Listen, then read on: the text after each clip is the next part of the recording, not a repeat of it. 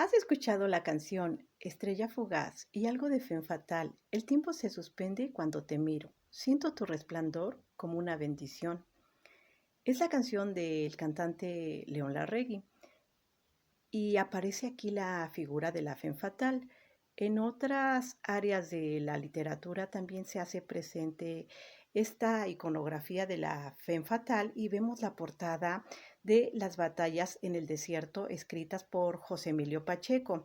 Desde su aparición, esta novela corta traducida al inglés, francés, alemán, italiano, ruso, japonés, griego y publicada en otras partes del mundo hispano, asombró por su aparente sencillez y la estructura compleja que tiende lazos para una complicidad que llega a lograr el autor en esta novela y que hermana para siempre al espectador con el autor. De alguna manera el autor ama a su patria y nos relata en una historia de amor imposible una narración de terror cotidiano que los protagonistas prefieren creer que se trata de algo fantasmagórico.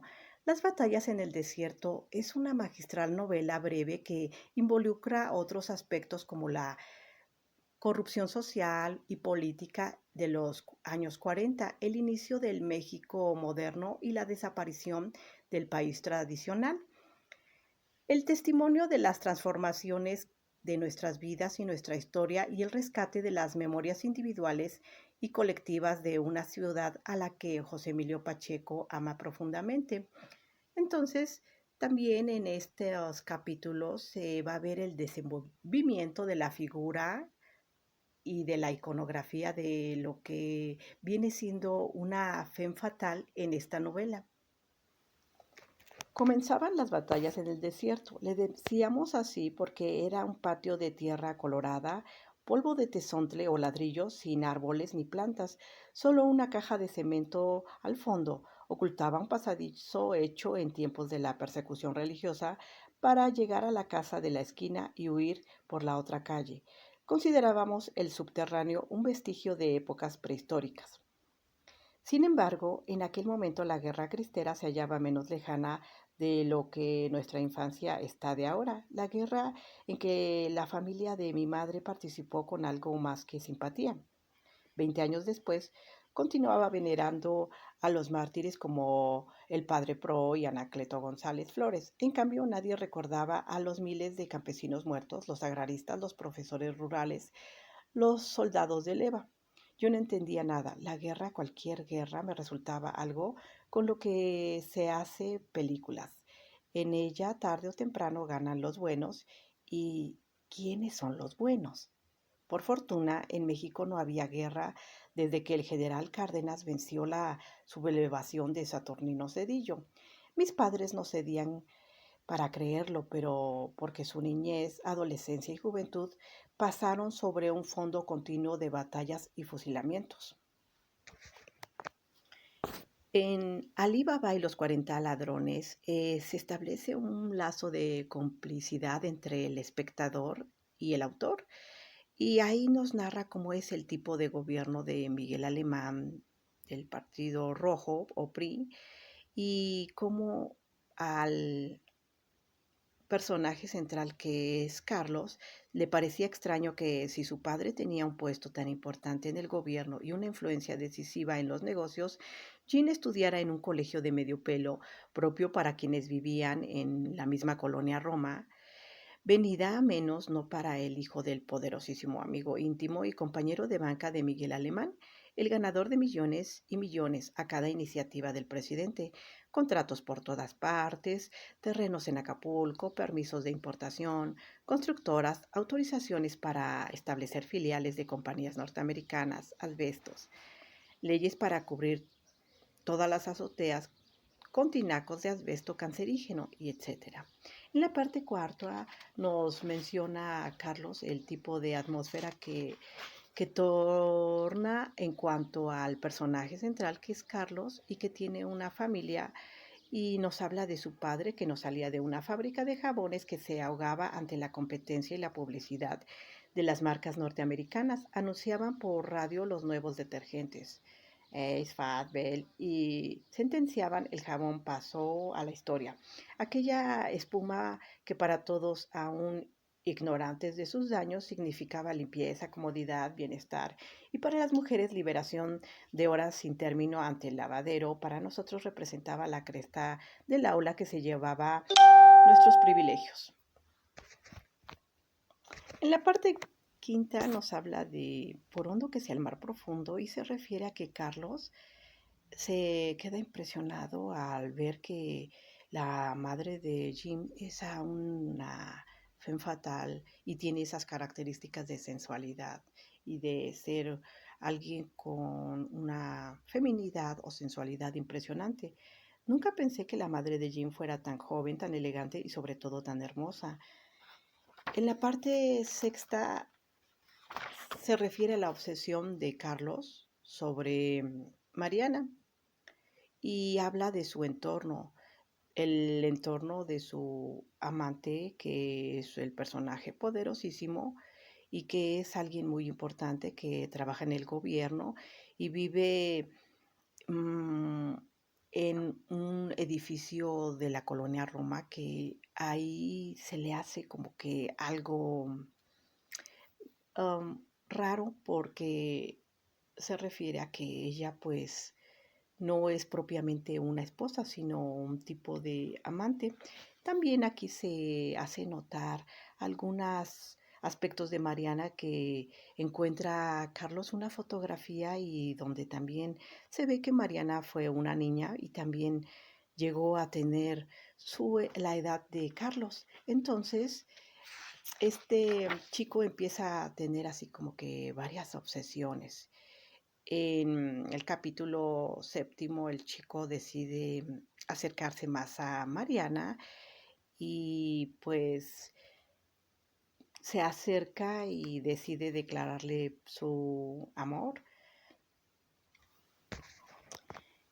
En la parte décima, lluvia de fuego, se refiere a cómo la sociedad percibe a una femme fatal y cómo de alguna manera no se le permite a una mujer que tenga esas características y en ocasiones también se da una resistencia a que las mujeres se empoderen. Carlos dice, mi madre insistía en que la nuestra, es decir, la suya, era una de las mejores familias de Guadalajara.